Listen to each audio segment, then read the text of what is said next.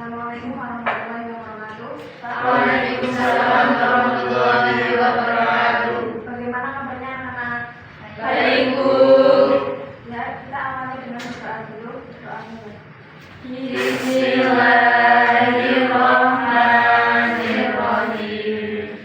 Raditu billahi robba wa bil islami dina wa bi Muhammadin nabiyya wa rasula. Rabbi zidni ilma warzuqni fahma. Amin. Baik, di sini Ibu akan menjelaskan tentang sikap dan gaya kepemimpinan Umar bin Abdul Aziz. Apakah ada yang tahu nama lengkap Umar bin Abdul Aziz? Belum. Ya, nama lengkap Umar bin Abdul Aziz adalah Abu Hafs Umar bin Abdul Aziz bin Marwan bin Hakam bin As bin Umayyah bin Abdul Syam.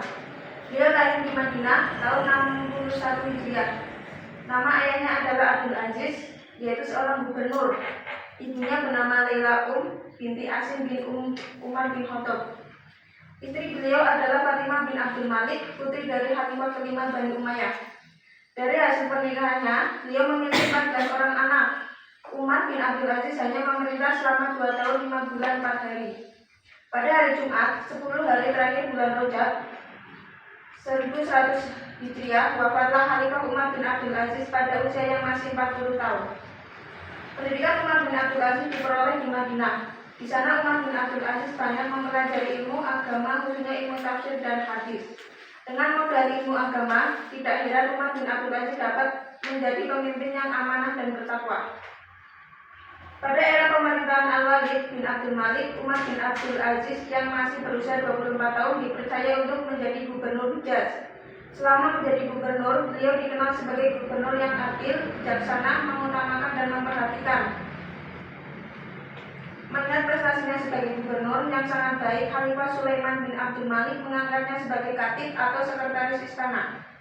Ketika Khalifah Sulaiman bin Abdul Aziz jatuh sakit, beliau berkata kepada Perdana Menteri Raja bahwa yang pantas menggantikannya sebagai Khalifah adalah Umar bin Abdul Aziz. Setelah Khalifah Sulaiman wafat pada tahun 99 Hijriah, dibaiatlah Umar bin Abdul Aziz sebagai Khalifah ke-8 Daulah Umayyah dengan dasar permintaan dan desakan dari berbagai pihak. Apakah ada yang mau ditanyakan? Ya, lanjut materi yang kedua, usaha-usaha Khalifah Umar bin Abdul Aziz. Yang pertama, bidang agama.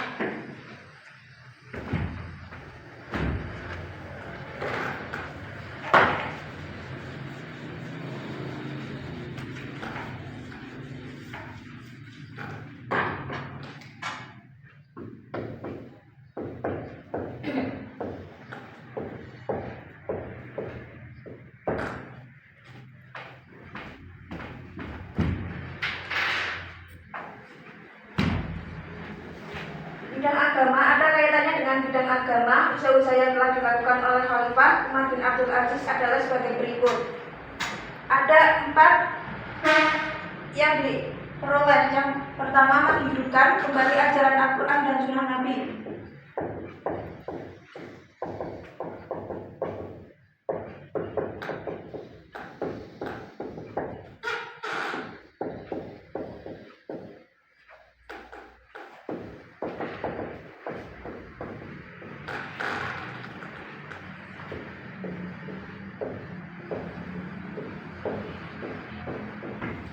Nah, di sini sebagai seorang Khalifah Umar bin Abdul Aziz tidak hanya mengurusi pemerintahan saja, dia selalu mengingatkan rakyatnya agar tidak lalai dengan kemewahan dunia. Dia juga memberikan perintah agar umatnya senantiasa melaksanakan sholat jamaah.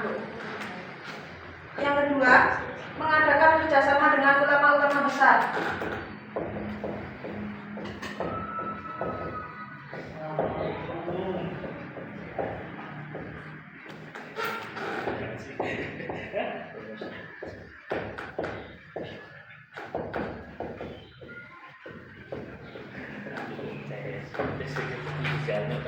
Khalifah Umar bin Abdul Aziz sekarang mengumpulkan para ulama untuk membahas perkara-perkara agama.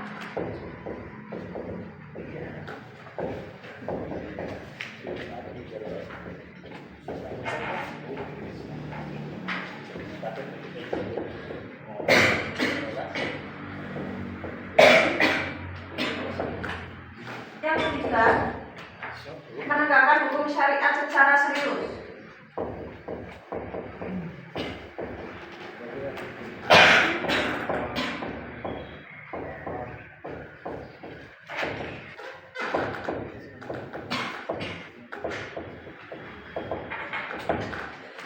Di sini ketika terjadi sebuah konflik, Khalifah Umar bin Abdul Aziz selalu menggunakan pendekatan syariat Islam dalam memecahkan masalah.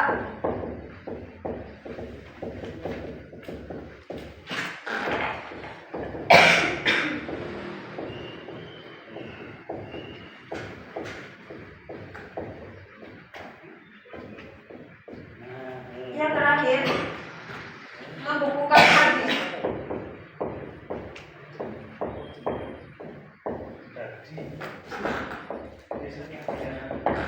Ya, di dalam membukukan hadis, Khalifah Umar bin Abdul Aziz memberi tugas khusus kepada Imam Muhammad bin Muslim bin Syihab Az-Zuhri untuk mengumpulkan hadis-hadis dengan tujuan menyeleksi hadis-hadis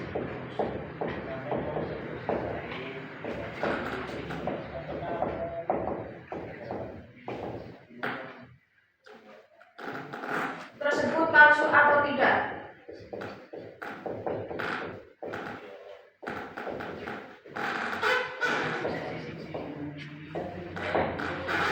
Ya, apakah dari sini ada yang mau bertanya? Belum. Kita lanjut ke yang kedua, bidang pengetahuan.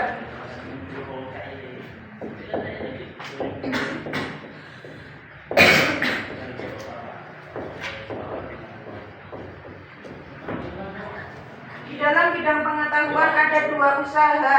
Yang pertama, pemindahan sekolah.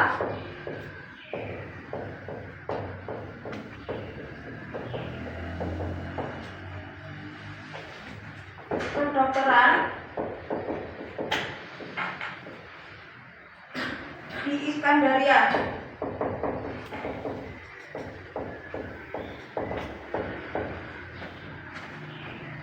Ke Antioquia.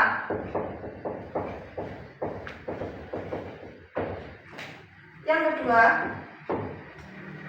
gerakan terjemah buku-buku.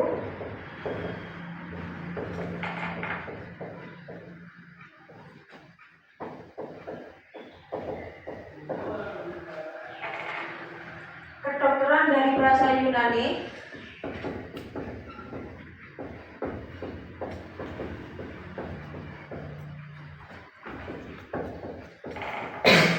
Ke bahasa Arab.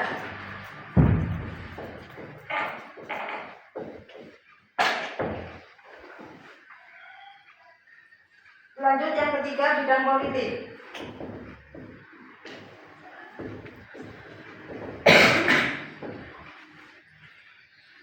Ya, di sini bidang politik Khalifah Umar bin Abdul Aziz melakukan hal-hal, ada 5 hal. Yang pertama, menerapkan politik adil.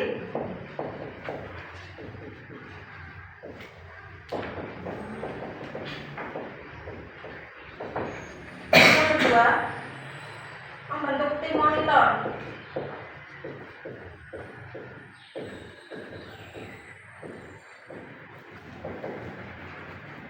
Yang ketiga, memecat pejabat.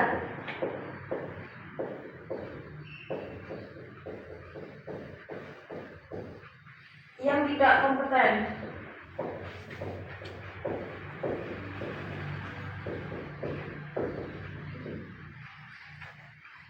Yang keempat, meniadakan pegawai pribadi.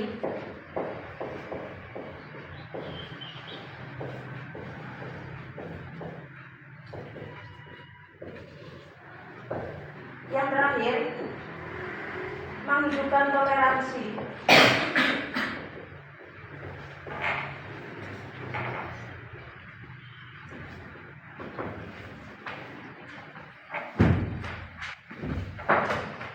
Yang pertama, menerapkan politik yang adil. Politik yang diterapkan pada masa kepemimpinan Umar bin Abdul Aziz senantiasa menjunjung tinggi nilai-nilai keadilan dan kebenaran baik Muslim Arab maupun non-Arab. Yang kedua, membentuk tim monitor untuk melihat secara langsung cara kerja para gubernur dalam rangka menegakkan kebenaran dan keadilan. Khalifah mengutus tim monitor. ketiga, memecat pejabat yang tidak kompeten dan tidak taat beragama. Para pejabat yang tidak kompeten dan menyalahgunakan jabatannya akan diberi tindakan tegas berupa pemecatan. Demikian juga bagi pejabat yang tidak taat agama dan melakukan kezaliman, mereka tidak luput dari pemecatan tersebut. Yang keempat, meniadakan pegawai pribadi. Gaya kepemimpinan Khalifah Umar bin Abdul Aziz yang terbuka terhadap rakyatnya membuatnya menghapus sistem pengawalan pribadi. Tujuannya untuk mengambil keputusan tersebut agar dia dapat bebas bergaul langsung. Yang terakhir, menghidupkan toleransi dan kerukunan beragama. Salah satu bukti nyata toleransi antar umat beragama dia tunjukkan dengan mengembalikan gereja yang telah diubah menjadi masjid pada masa Walid bin Abdul Malik. Dia juga mengizinkan pembangunan gereja. Ya, kita lanjut ke bidang politik yang keempat, bidang ekonomi. Dalam bidang ekonomi, usaha-usaha yang diambil oleh Khalifah Umar bin Abdul Aziz adalah sebagai berikut. Yang pertama, mengurangi beban pajak. Yang kedua, membuat aturan mengenai tunjangan. Yang ketiga, menghapus sistem kerja paksa. Yang keempat, memperbaiki tanah pertanian, irigasi, pengairan, sumur-sumur, dan pembangunan. Yang kelima, memberikan santunan kepada fakir miskin. Apakah ada yang mau ditanyakan? Ya, kita lanjut bidang yang kelima, bidang militer. Dalam bidang militer, Khalifah Umar bin Abdul Aziz kurang memberikan perhatian dan dukungan. Dia berfokus untuk meningkatkan taraf hidup rakyat. Bidang yang terakhir, bidang dakwah dan perluasan wilayah. Dalam bidang dakwah dan perluasan wilayah, berikut ini usaha-usaha yang dia lakukan ada 3. Yang pertama, menghapus kebiasaan mencela Ali bin Abi Thalib dan keluarganya dalam setiap sholat Jumat. Yang kedua, mengirim 10 orang pakar hukum Islam ke Afrika Utara dan mengirim para pendakwah ke raja-raja India, Turki, dan Babar di Afrika Utara. Yang kelima, menghapuskan bayaran jizyah. Ya, dari sini ada yang mau disampaikan? Mungkin waktunya sudah cukup dan waktunya sudah habis, dicukupkan. Kita mari bersama-sama membaca basmalah. Alhamdulillah. Alhamdulillahirabbil alamin. Assalamualaikum warahmatullahi wabarakatuh. Waalaikumsalam